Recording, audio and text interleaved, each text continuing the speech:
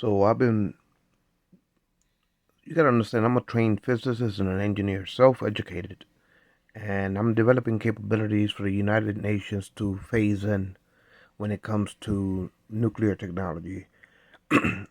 I'm developing a capability that will offer the world a shield from nuclear missiles.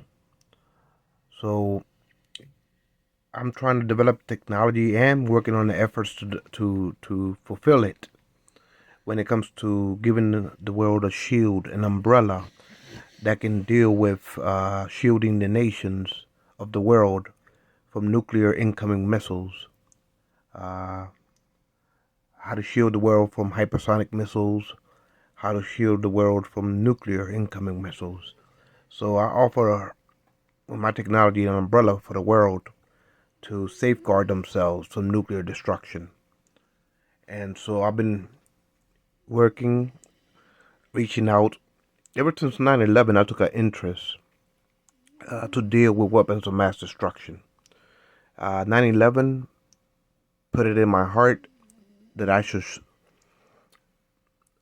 it upon myself to go on a mission to fulfill what I promised myself in 9/11 to do. It was to protect the world against weapons of mass destruction. I didn't agree with the war in Iraq, but it still didn't change the fact that terrorists can use dirty bombs, nuclear dirty bombs, to blow up cities. And now you got the Atomwaffen Nazi divisions trying to do the same thing. Use enrich nuclear grade materials to make dirty bombs. So ever since 9/11, I started taking interest on the safeguard, how to safeguard the world with detection devices that can detect dirty bombs in the infrastructure of a country. So the inner cities, the towns, the villages, how to detect the whereabouts of enrichment isotopes to prevent terrorists from using dirty bombs. And then I started turning my attention also towards how to deal with nuclear missiles and shielding countries from harm's way. So I started coming up as a physicist, educating myself. I read up. That's all I did, day and night. Read books on quantum physics, just to get a good comprehension of the laws of physics. And then I started turning my attention to engineering. Anyway, I am to the point that I feel confident enough to introduce the technology to the government of the United States and in accordance with the overseeance of Antonio Guterres, the Secretary General of the United Nations, because this is where the technology belongs, meaning the umbrella to shield the world from harm's way belongs in the guidance of the National Assembly in accordance with the Secretary General. To safeguard the world against nuclear destruction. At least that's what I feel strongly in my heart.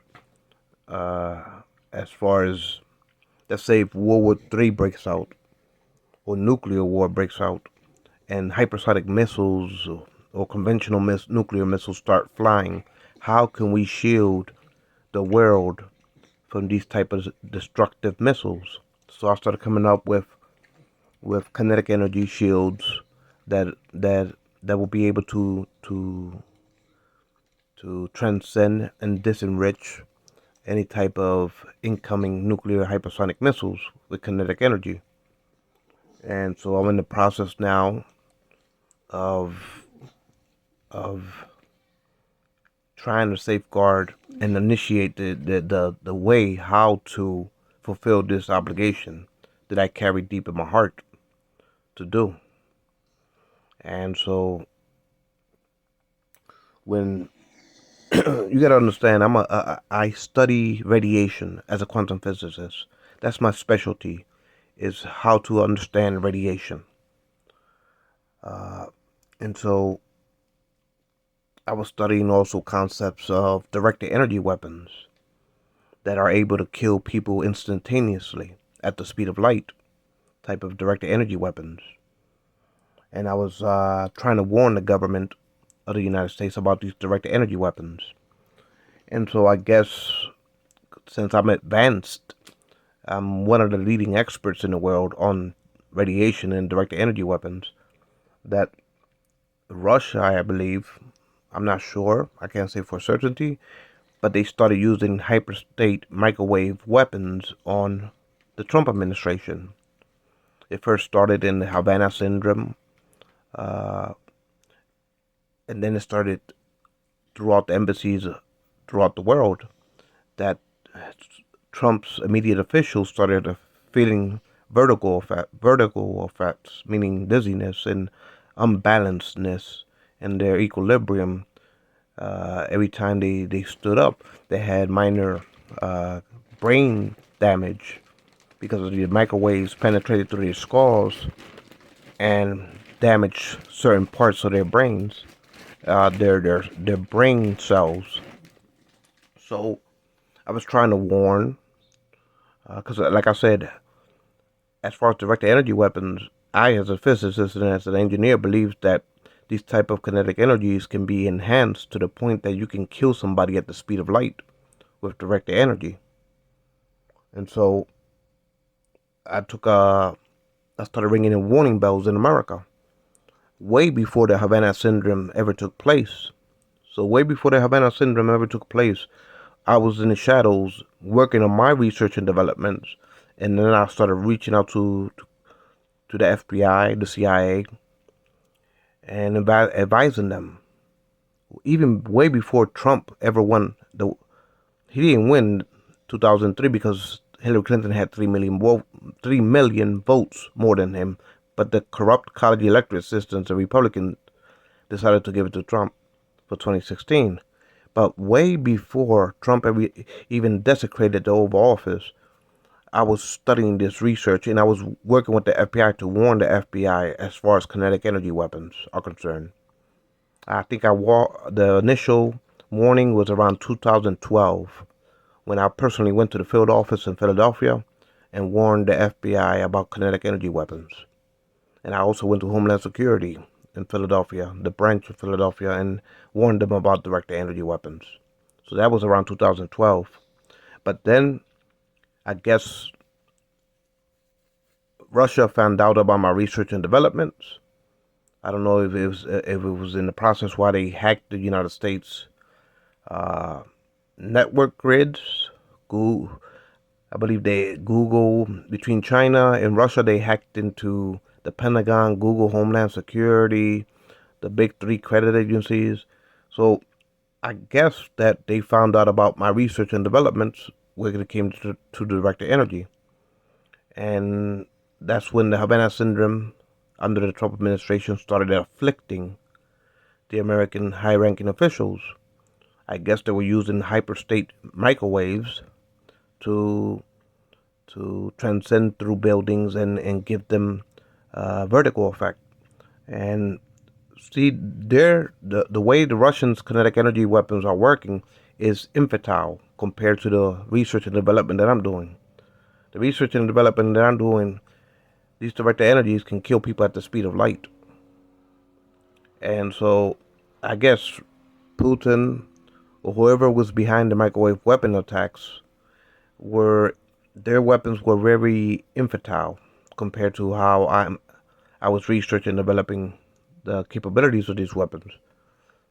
And so they started using these minute microwaves. I call it minute because it doesn't do a good effect as a weapon. At least the way they're using it doesn't make a good effect as a weapon, because it only gives you minor disturbances, and it might give you some brain damage, but it doesn't kill you at the speed of light.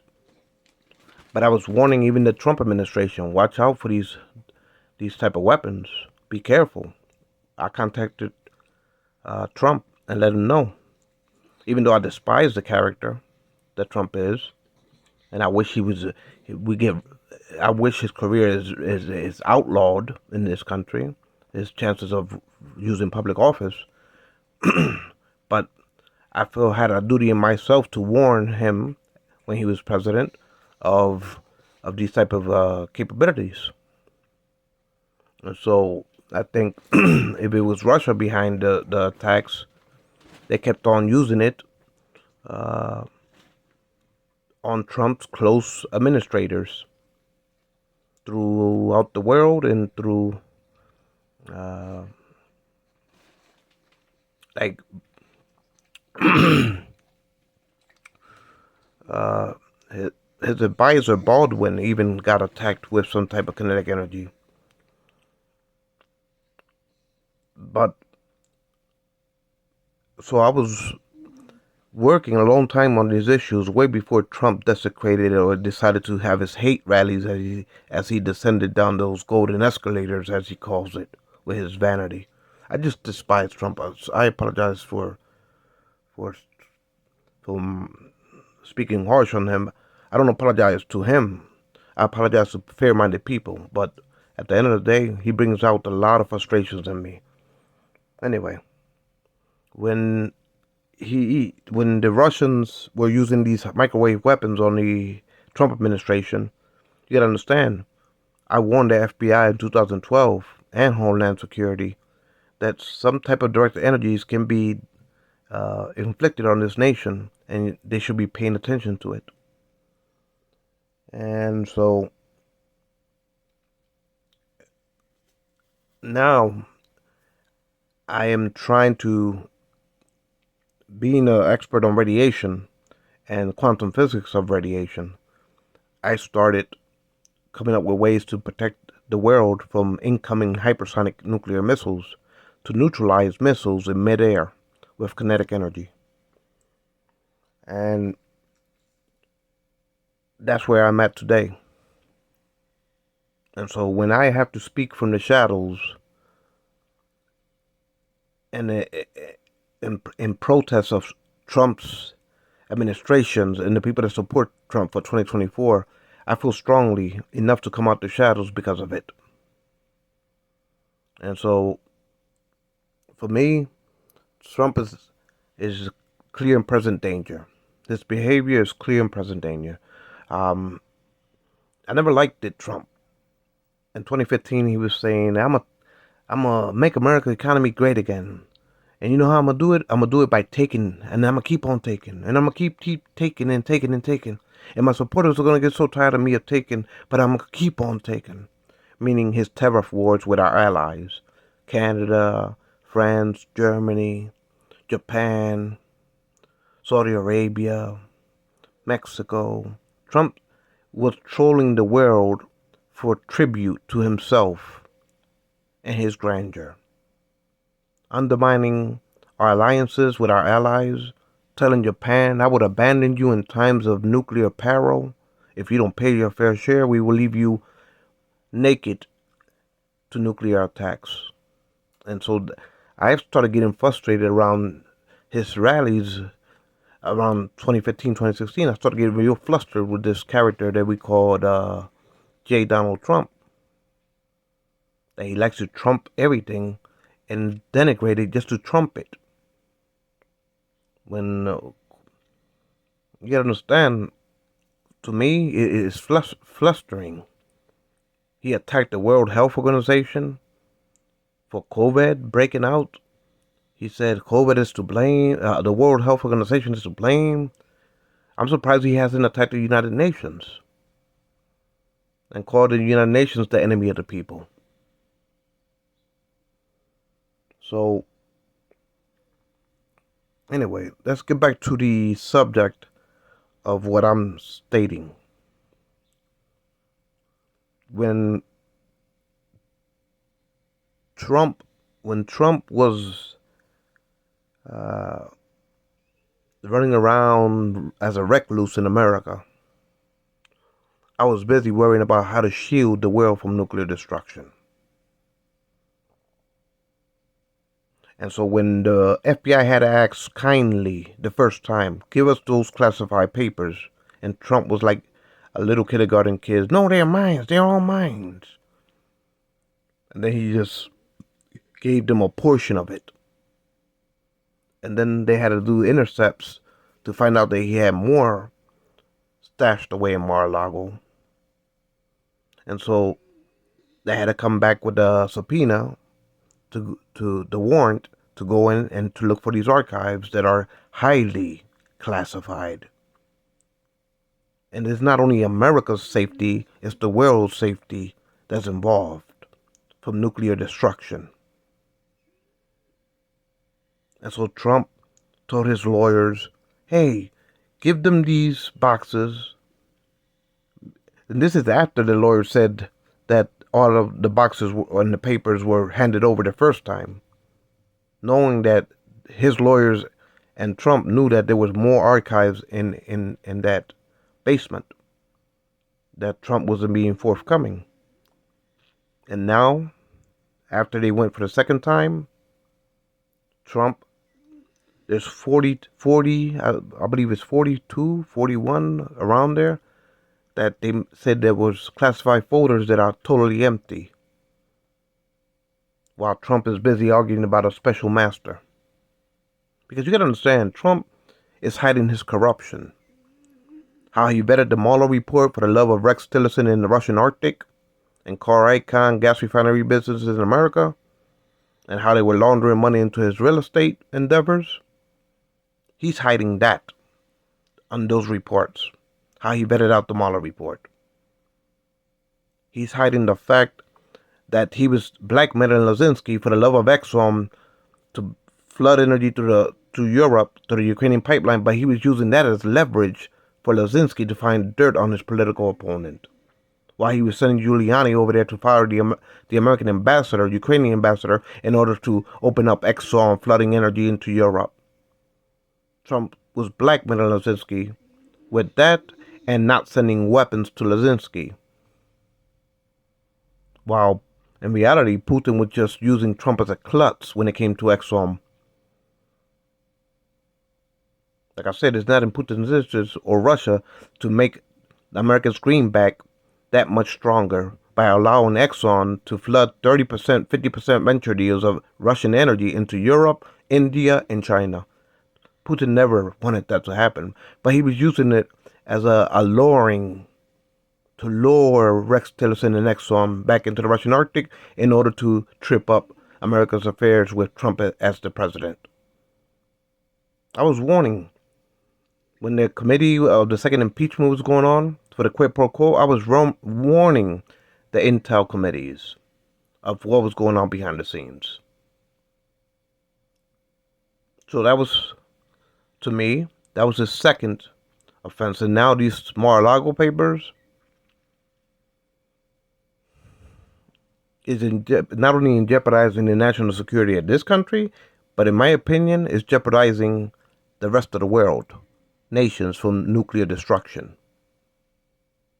But I guess he doesn't get it. While he's hiding 42 of those empty folders, he's hiding those documents while he's busy arguing with a special master. To me, this is real stressful.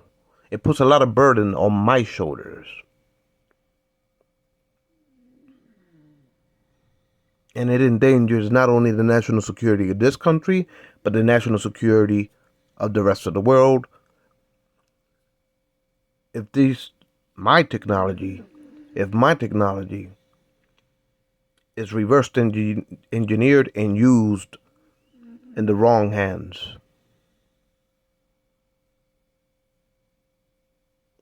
that's why I want my technology to be controlled by the United Nations National Assembly and imposed and supported by the United Nations Secretary General to safeguard the oath, the obligation to safeguard all nations for nuclear destruction.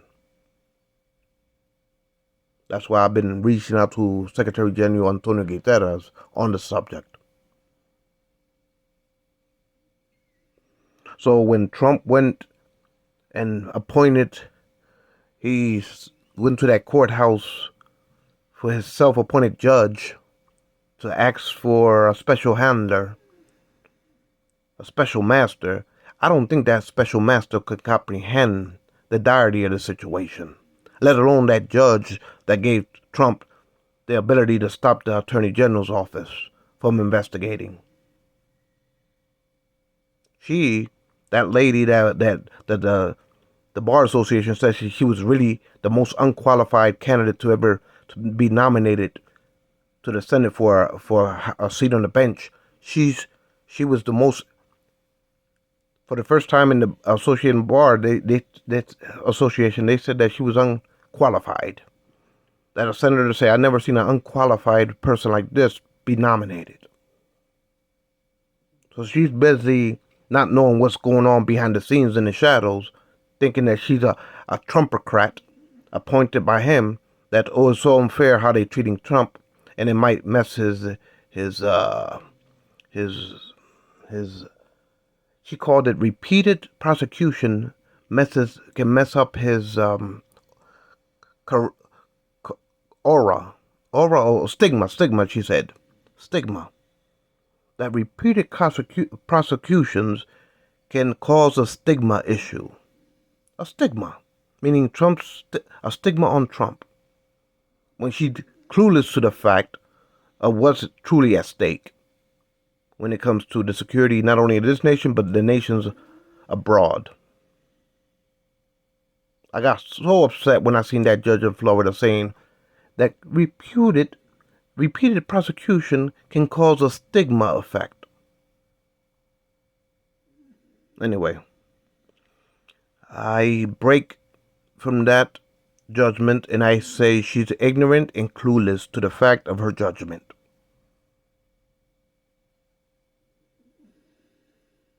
And so this special master is not necessary. Because what's at stake is, like I said, protecting this country for incoming nuclear attacks, but also equilibrium, protecting the rest of the world from incoming nuclear missiles.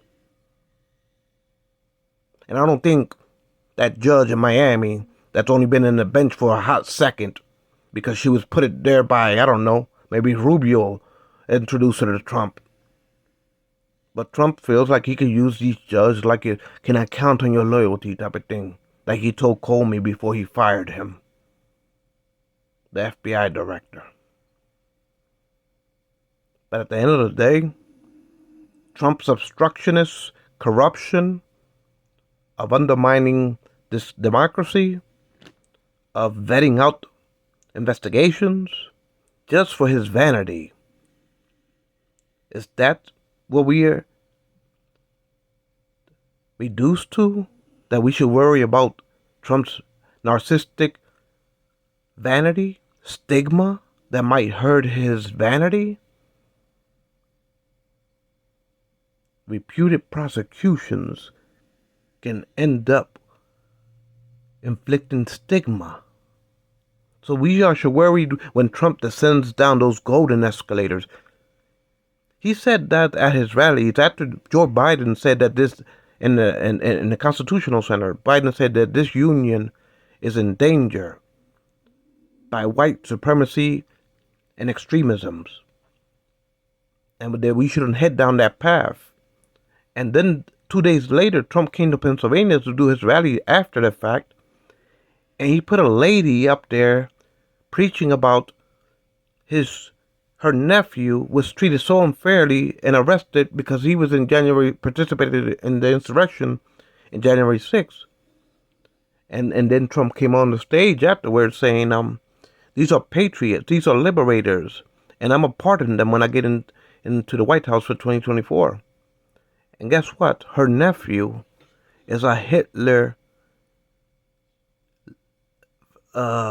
fervor, obsessed about Hitler. That he combs his hair like Hitler, he puts a mustache, and he takes pictures like he's the Fuhrer.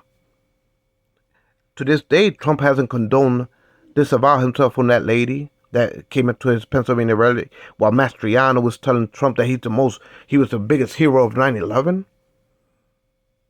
Mastriano said he's the biggest hero at 9/11. Mastriano reminds me of a Mussolini type of character. That he caters to the white supremacy. That he's willing to impose martial law in Pennsylvania for Trump. But you didn't see Trump. You didn't see Mastriano after that rally in Pennsylvania say, oh, we disavow ourselves from that Nazi woman. Trump hasn't said it. And he sees the news, he hears about it, but he plays a dumb ear to it, a deaf ear to it. The same for the Republicans. They've seen the rally, they heard the news, and they don't talk about it. So it leads me to believe that is, for whatever reason, Trump breaks civil war out in America. What it is it going to be white malicious extremists that are loyal to the alt-right's Nazis, KKKs, Confederates? Because that's what it's boiling down to. And I'm tired of the people playing deaf ears and deaf eyes and blind eyes to it. As far as the Republicans, they act like they don't disavow it and they go along with it. And to me, that's not is un-American. We fought in World War II to defend the world against Nazi executing in gas chambers the Jews for their ethnicities and their religion. And to me, in America, when you got a president saying that he's going to pardon these people, that they're patriots, they're liberators, when he invites his aunt to be on stage to desecrate Biden in his Constitutional Center speech. Trump came 2 days afterwards to Pennsylvania to put the aunt of a Nazi on stage and to insinuate that these people will be pardoned.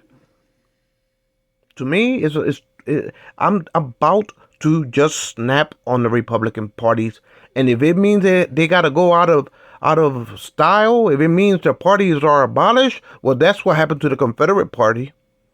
The Union did not allow Confederacy to remain in power. To this day, you got people like Trump that defends the Confederate statues, that defend the Confederate name bases, that defends the Confederate Kentucky flag when they were abolishing it.